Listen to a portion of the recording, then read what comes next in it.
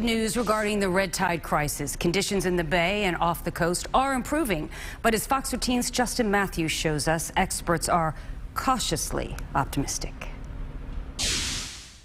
Just in time for the weekend, red tide blooms around Tampa Bay and in areas off the Pinellas County coastline are decreasing.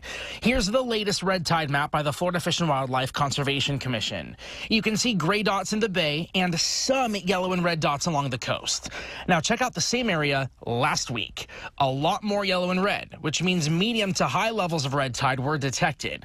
So it's a sign of improvement. Experts say red tide typically goes through a boom and bust cycle. As long as we continue to get rains and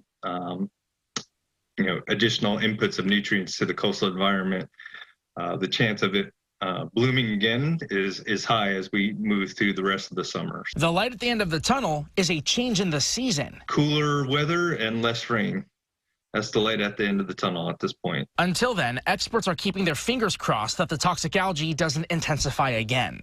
Boaters, whether they're fish guides, commercial fishermen, or just out on the water for fun, are still being largely impacted by the marine life that has been killed because of the blooms.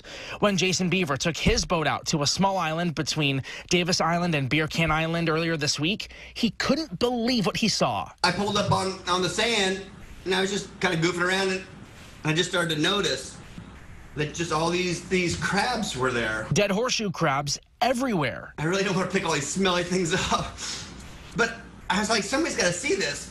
So I just started putting them on the boat. It only took about 5 minutes to find that many dead crabs to cover my whole top of my boat. An eye-opening reality about how the toxic algae blooms are impacting Tampa Bay's greatest natural resource. Justin Matthews, Fox 13 News.